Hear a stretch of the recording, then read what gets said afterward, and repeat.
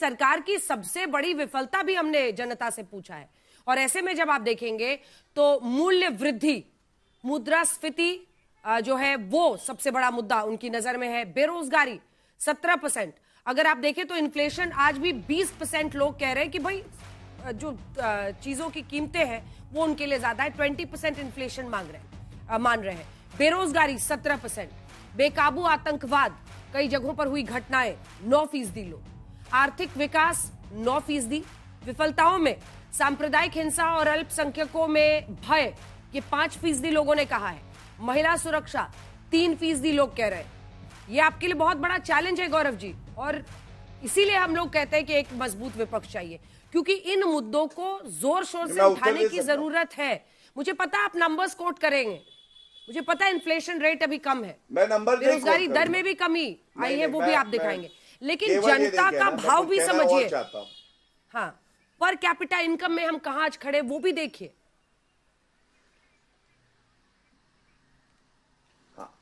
अंजना जी, मैं समझता हूं कि इतना बड़ा देश है, विविधताओं का देश है, चुनौतियां जरूर होंगी, लेकिन कभी चुनौतियों से घबराए नहीं हैं हम लोग। नरेंद्र मोदी जी ने हमेशा वो मजबूत निर्णय लिए हैं जो देश हित में है और जनता के हित में है। क्या ये सत्य नहीं है 4th लार्जेस्ट इकोनॉमी हमारी है? क्या ये सत्य नहीं है जीएसटी कलेक्शन 2 लाख करोड़ प्रति माह पहुंच गया है, जिस जीएसटी को ये लोग कोसते थे? क्या ये सत्य नहीं है कि 4 करोड़ घर बनाने के बाद कहा कि 3 करोड़ घर और गरीब के लिए बनाएंगे?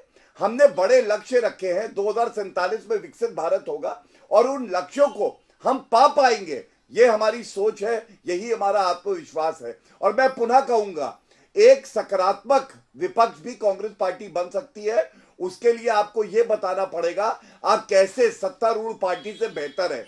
हर चीज में कमी निकालना, न्यायपालिका में कमी है, लोकतंत्र में कमी है, निर्वाचन आयोग में कमी है, आर्मी में कमी है, जनता में कमी है, ईवीएम में कमी है, मीडिया में कमी है, और विदेशी भूमि पे जाके कहना भारत का लोकतंत्र खत्म हो गया है। आप जनता का विश्वास ऐसे कभी नहीं जीते। अब रतनलाल जी, इतने सारे मुद्दे, और पिछली बार तेजस्वी यादव की परफॉर्मेंस भी अच्छी मानी गई क्योंकि बेरोजगारी के मुद्दे पर वो टिके रहे। एक सेकंड, और इस बार फिसल गए। एक सेकंड, मैं सिर्फ एक बात पूछना चाहता हूं डेमोक्रेसी पर। आज किसी भी नेता, सत्ता या विपक्ष, किसी नेता की हिम्मत है कि सेना पुलिस अफसर को बोले कि प्रधानमंत्री का विरोध करो, उसकी बात नहीं मानो? किसी की हिम्मत है? मोदी साहब के खिलाफ कोई बोल दिया, अमित शाह के खिलाफ बोल दो, जेल चला जाता है। ये डेमोक्रेसी। सेना प्रधानमंत्री का विरोध कर सकती है? ये अपने आप में अराजकता दिखाता है। सेना कभी प्रधानमंत्री का विरोध कर ही नहीं सकती है। एकदम हमारा संविधान कहता है। कैसी बात कर दी आपने? नहीं बोला गया, कैसी बात कह दी आपने? भड़काया गया था। ये देखिए, भड़काया गया था। पाकिस्तान जैसा आपको पता ही नहीं कुछ भी? ये देखिए, कुछ नहीं पता है। सड़क का गुंडा बुलाते हैं आर्मी चीफ को। ये मैं पहले जब जाहिर हो गई अंजना जी, कहने लगे आर्मी प्रधानमंत्री का विरोध करे। ठहरिए। आरएसएस के लोगों ने सेना को, पुलिस को, अफसर को भड़काया था। प्रधानमंत्री सर्वोच्च पद है। गांधी की बात नहीं मानो, सर्वोच्च पद नहीं पता है। प्रधानमंत्री जी जो नहीं पता है आपको। आज मोदी सेना को खुली छूट देते हैं, तब बाला को एक मिनट सुनिए, आरएसएस के लोग स्ट्राइक होता है। अरे नहीं, आप गलत बात बोल रहे हैं। आपको संविधान बीच में क्या टोक रहे हैं? एकदम सही बोल रहे हैं। इतिहास पढ़िए, इतिहास पढ़िए, आपको कुछ नहीं पता है। जो सोच होगी, इतिहास पढ़िए। विपरीत आरएसएस के लोग, जनसंघ के लोग, एक मिनट सुनो भाई, सुनो तो सही, सुनिए। तू तड़ाक पर आइएगा रतनलाल जी, लेकिन देखिए, सोचिए, सुनिए, इतिहास को भी देखने के कई चश्मे होते हैं। चाहे कोई भी चश्मा आप पहनाने की कोशिश कीजिए, इमरजेंसी को इस बहाने नहीं जस्टिफाई किया जा सकता। जयप्रकाश नारायण ने सेना वाली बात और पुलिस वाली बात तब कही थी जब इंदिरा जी पिटीशन हार गई थी। इंदिरा जी के चुनाव को इनवैलिड कर दिया गया था, और जब इंदिरा जी ने उस बात को मानने से इनकार कर दिया, और मैं आदर पूर्वक इंदिरा जी बोल रहा हूँ, तब उन्होंने कहा था कि जब देश का प्रधानमंत्री ऐसा नहीं कर रहा, संविधान को नहीं मान रहा, तो तुम लोग भी उसकी बात को मत मानो। ये एक बड़े बुजुर्ग की बात थी। उन्होंने कहा कब था? उन्होंने ये बात 71-72 में नहीं कही थी, उन्होंने बात 75 की बात सुप्रीम कोर्ट, और उसके बाद वो बंद कर दिए गए। तो इसको जोड़ के और जस्टिफाई कर रहे हैं आप, पूरा क्रोनोलॉजी आपका उल्टा पुल्टा हो गया है। नहीं, एकदम नहीं। सुप्रीम कोर्ट से जीत कर आई थी, वो सुप्रीम कोर्ट से जीत के आई थी। गलत कह रहे हैं, गलत कह रहे हैं। आपको बता जस्टिस देता हूं कृष्णा अय्यर का तभी ऑर्डर है, एकदम नहीं, उनको पार्टिसिपेट करने की अनुमति नहीं दी गई थी। गलत बोल रहे हैं। जस्टिस कृष्णा अय्यर का इंटरव्यू लेकिन ये भी एक सच्चाई है गौरव जी, अब ये भी एक सच्चाई है लीजिए। कि इमरजेंसी हमारा वो प्रधान- बेसिक पॉइंट 24 नहीं हो सकता है, रेफरेंस पॉइंट नहीं हो 24 सकता, जून बिल्कुल वो नहीं। हमारा रेफरेंस पॉइंट नहीं हो हम लोग सकता कि सर्वे इन्होंने करेंगे। तो इमरजेंसी अभी लगाया क्या था है? इसलिए वो हमारा रेफरेंस पॉइंट नहीं हो सकता अभी है। क्या है गलत इमरजेंसी मोदी और शाह अरे रतन लाल जी रुकिए ना एक सेकंड, आप तो खाली आप ही बोलिएगा क्या? एक एक आदमी को जेल, फिर सुनिए अब आप नया हिस्ट्री ये पढ़ाइए डेमोक्रेसी देश को, अच्छा है, ये बहुत अच्छी डेमोक्रेसी बात है। लेकिन सारे मैं जो विरोधियों सवाल को पूछ जेल रही हूँ में मैं डालो। पूछने दीजिए गौरव जी, लेकिन वो भी सुनने में खराब लगता होगा ना। नहीं सुनने में खराब की बात नहीं है, आप अपने पॉइंट ऑफ व्यू को आप रखिए, लेकिन इसी के साथ साथ मतलब आपातकाल को ताल ठोक के जस्टिफाई मत अन्ना हजारे कहाँ कीजिए, है ना? अन्ना हजारे अब आप उनसे पूछिए जाके। नहीं मैं अपना पक्ष रखूंगा ना। अन्ना हजारे कहाँ है? अन्ना हजारे कहाँ है? भ्रष्टाचार खत्म हो गया? विश्वविद्यालय में पैसे लग रहे हैं टीचर के अपॉइंटमेंट में, पता है? देखिए रतन लाल जी, मोर होलियर देन दाऊ वाली जो कहावत है ना आप पर लागू हो रही है। इमरजेंसी के लिए कांग्रेस पार्टी माफी मांगती है। सॉरी नहीं उनके प्रवक्ता बने, अरे कांग्रेस पार्टी माफी मांगती है साहब, मांग चुकी है।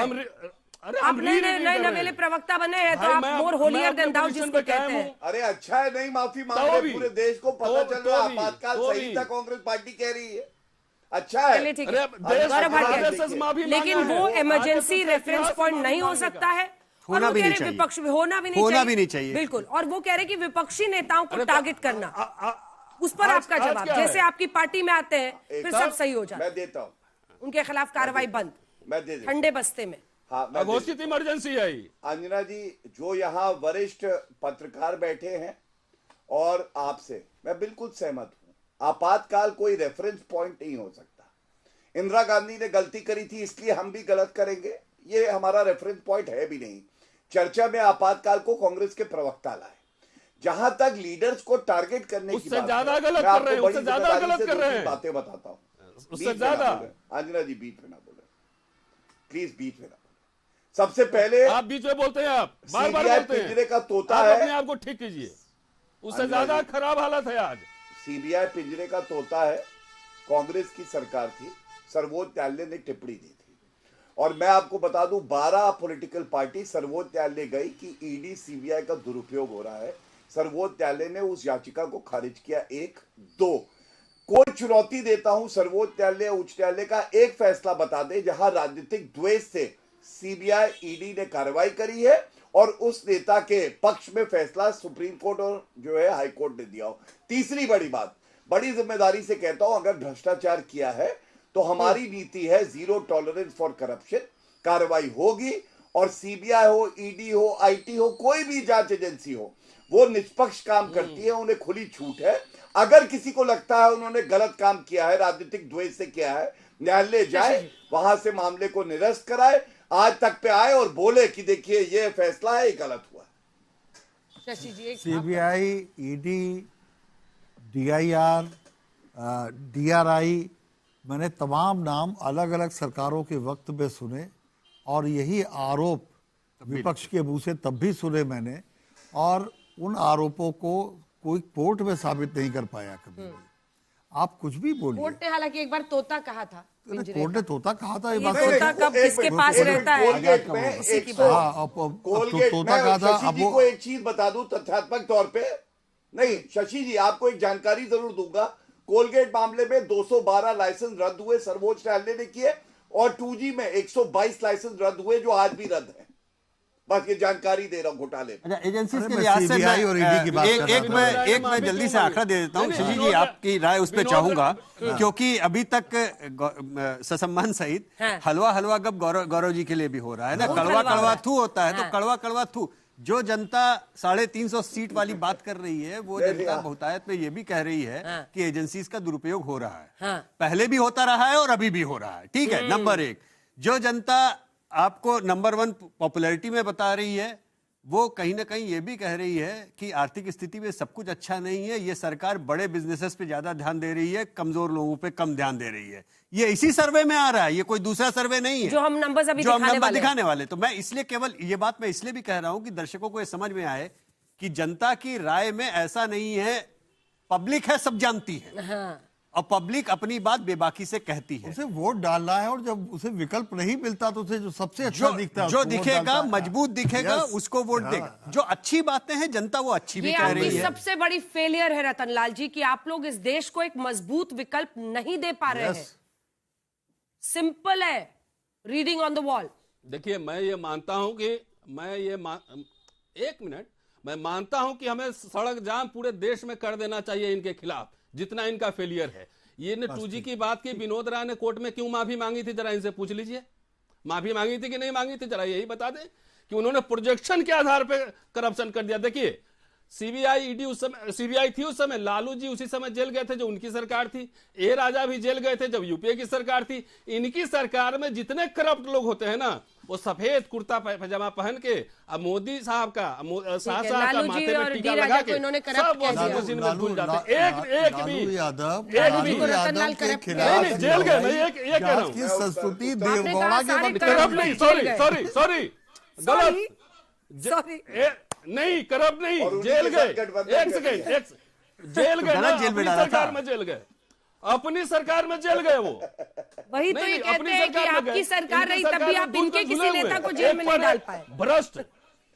मुलायम सिंह यादव जी का क्या हाल किया था बताइए। ऐसा है ना, अब अपनी सरकार में डाल लें, है ना, जल्दी से गौरव जी। नहीं, अपनी सरकार में बताइए ना। आप तो मुलायम सिंह यादव के प्रवक्ता हैं, जनता के बीच में ये छवि बन रही है कि आप दुश्मनों को, जो आपके खिलाफ, आपके जो राजनीतिक प्रतिद्वंदी है, जो आपके खिलाफ बोलता है, अरे रतन जी, ये तो सबको दबा रहा है ना। ये कोई अच्छी छवि थोड़ी है। घोर आपातकाल है, घोर आपातकाल मोदी और अमित शाह।